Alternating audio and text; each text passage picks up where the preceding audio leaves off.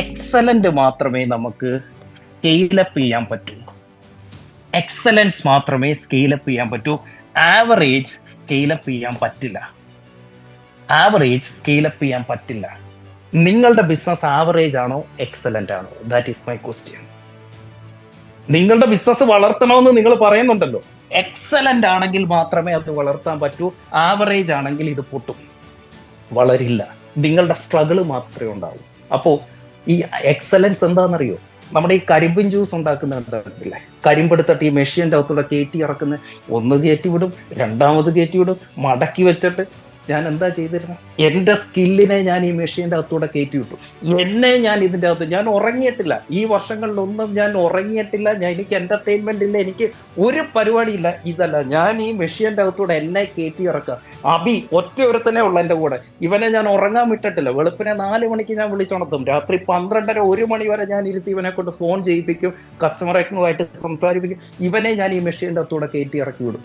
അങ്ങനെ ചാറൂറ്റിയാണ് ബിസിനസിന്റെ അകത്ത് എക്സലൻസ് ഉണ്ടാക്കുന്നത്. ബിസിനസ്സിലെ എല്ലാ റിസോഴ്സുകളെയും ചാറൂറ്റുന്നതിന്റെ പേരാണ് എക്സലൻസ്. അങ്ങനെ അബി എക്സലന്റ് ആയി, ഞാൻ എക്സലന്റ് ആയി, എൻ്റെ ടോപ്പിക്കുകൾ എക്സലന്റ് ആയി, എൻ്റെ ക്ലാസ്സുകൾ എക്സലന്റ് ആയി, എൻ്റെ പ്രസന്റേഷൻ എക്സലന്റ് ആയി, എൻ്റെ കസ്റ്റമേഴ്സ് 2 കൈ നീട്ടി എന്നെ സ്വീകരിക്കാൻ തുടങ്ങി. അതായിരുന്നു 3ാമത്തെ സ്റ്റെപ്പ്. ആവറേജ് നിർത്തിയല്ല ഞാൻ വളർത്താൻ നോക്കിയത്.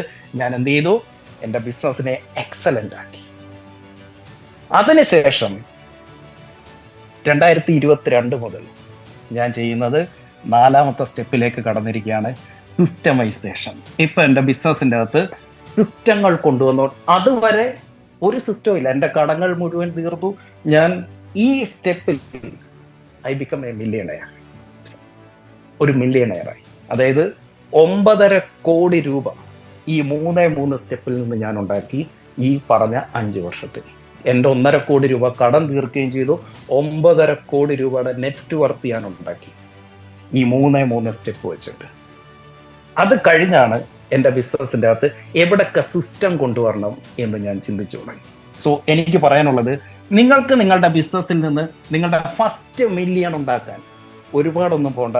ഈ 3 സ്റ്റെപ്പ്. കസ്റ്റമറെ ചേസ് ചെയ്യല്ല. ഞാൻ അങ്ങോട്ട് പോയി കസ്റ്റമറെ കണ്ടുപിടിച്ചല്ല, കസ്റ്റമർ എന്നെ ചേസ് ചെയ്തു വന്നതാ. ഞാൻ അട്രാക്ട് ചെയ്യിപ്പിച്ചതാ കസ്റ്റമർ എന്നോട്.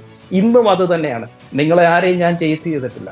നിങ്ങളെ ഒരാളെ പോലും വിളിച്ച് ഇവിടേക്ക് കൊണ്ടുവന്നിട്ടില്ല. നിങ്ങൾ എന്നെ തേടി വന്നതാണ്. അന്നത്തെ അതേ സിസ്റ്റമാണ് ഇന്നും ഫോളോ ചെയ്യുന്നത്. പക്ഷെ വന്നു കഴിഞ്ഞാൽ, എൻ്റെ സർവേലൻസ് പെട്ട് കഴിഞ്ഞാൽ പിന്നെ ഞാൻ വിടത്തില്ല. I will retain you, I will give you maximum. അത് 3 മാത്രം ഞാൻ ചെയ്തിട്ട് ഐ ബിക്കം എ മില്യണയർ. ഈ 3 സ്റ്റെപ്പിലാണ് സക്സസ് ഇരിക്കുന്നത്. അത് കഴിയുമ്പോഴാണ് സിസ്റ്റത്തിലേക്ക് പോകേണ്ടത്. വൺ സിസ്റ്റമായി കഴിഞ്ഞാൽ ഇനിയാണ് നമുക്ക് വേണ്ടത് ഡെലിഗേഷൻ. എന്താണ് ഡെലിഗേഷൻ? സിസ്റ്റം എന്ന് പറയുന്നത് നമ്മളുടെ ബിസിനസ് എങ്ങനെ റൺ ചെയ്യണമെന്ന് നമ്മൾ ഉണ്ടാക്കിയിടുന്ന ഒരു ചട്ടക്കൂടാണ് സിസ്റ്റം. ഇത് ബിസിനസ്സുകാരന്റെ ജോലിയാണ് സിസ്റ്റം ഉണ്ടാക്കുക എന്നുള്ളത്. നമ്മുടെ ടീമിന്റെ ജോലി എന്താ? ആ സിസ്റ്റം റൺ ചെയ്യുക എന്നുള്ളത്. അതാണ് ഡെലിഗേഷൻ. ഈ സിസ്റ്റം റൺ ചെയ്യാനുള്ള കേപ്പബിൾ ആയിട്ടുള്ള ആളുകളെ കണ്ടെത്തി ആ ഓരോ സ്ഥലത്ത് ഇരുത്തുന്നതിന്റെ പേരാണ് ഡെലിഗേഷൻ. അതുകൊണ്ടാണ് ഞാൻ എപ്പോഴും പറയുന്നത് CEO. എന്താ സിഇഒയുടെ? നമ്മുടെ ബിസിനസ്സിൽ സിസ്റ്റമാണ് ആവശ്യമെങ്കിൽ, ഇനി ഈ ബിസിനസ് മുന്നോട്ട് പോകണം എന്നുണ്ടെങ്കിൽ എന്നും എനിക്ക് ഇതൊക്കെ ചെയ്തുകൊണ്ടിരിക്കാൻ പറ്റില്ല. ഈ ബിസിനസ്സിനെ ഞാൻ കേരളത്തിൽ മാത്രമേ ചെയ്യുന്നുള്ളൂ. ഇവിടെ വെച്ച് എൻ്റെ അടുത്ത് ഒരുപാട് പേര് പറഞ്ഞതാ, സാറേ തമിഴ്നാട്ടിൽ പോ സാറേ, ഡൽഹി പോ സാറേ, ദുബൈയിൽ പോയി ക്ലാസ് എടുത്ത് സാർ. പക്ഷെ ഇന്നും അന്നും ഞാൻ ഈ 8 വർഷം കഴിഞ്ഞപ്പോഴും കേരളത്തിൽ തന്നെ നിൽക്കുന്നതാണ്. അപ്പോൾ അട്രാക്ഷൻ, ഞാൻ കസ്റ്റമറെ അട്രാക്ട് ചെയ്യുന്നു, റീറ്റെയിൻ ചെയ്യുന്നു, വന്നവരെ റീറ്റെയിൻ ചെയ്യും. ഇതൊക്കെ നടക്കുമ്പോഴും ഇന്ന് നടന്നുകൊണ്ടിരിക്കുന്നത് എന്തുവാ? ഇന്നും എൻ്റെ കമ്പനിയിൽ ഇത് നടന്നുകൊണ്ടിരിക്കുന്നുണ്ട്. ഓട്ടോമേഷൻ നടക്കുന്നുണ്ട്, ഡെലിഗേഷൻ നടക്കുന്നുണ്ട്, സിസ്റ്റം നടക്കുന്നുണ്ട്, ഒപ്റ്റിമൈസേഷൻ നടക്കുന്നുണ്ട്. അപ്പോഴും ഇപ്പൊ ഇവിടെ നടന്നുകൊണ്ടിരിക്കുന്നത് എന്താ? I am attracting new customer. 6ാമത്തെ സ്റ്റെപ്പാണ് ഓട്ടോമേഷൻ. അപ്പൊ അട്രാക്ട് ചെയ്തു, റീറ്റെയിൻ ചെയ്തു, എക്സലൻസ് കൊണ്ടുവന്നു, സിസ്റ്റം കൊണ്ടുവന്നു, ഡെലിഗേറ്റ് ചെയ്തു, ഓട്ടോമേറ്റ് ചെയ്തു. ഇത് കഴിഞ്ഞ് വരുന്ന 7ാമത്തെ സ്റ്റെപ്പാണ് എക്സ്പാൻഷൻ. ഇത് കഴിയുമ്പോൾ ഞാൻ എന്ത് ചെയ്യും? ഞാൻ എൻ്റെ ട്രെയിനിങ്ങുകളെ ഇംഗ്ലീഷിലേക്ക് മാറ്റും.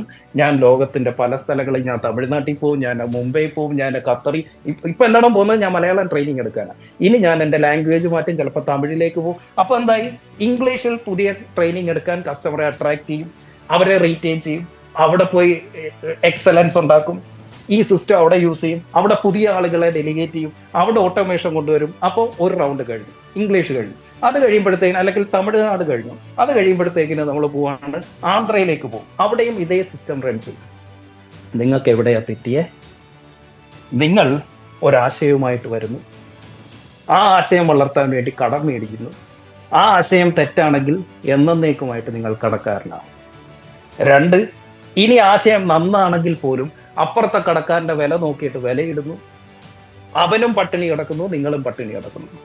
അവനും ലാഭമില്ല, നിങ്ങൾക്കും ലാഭമില്ല.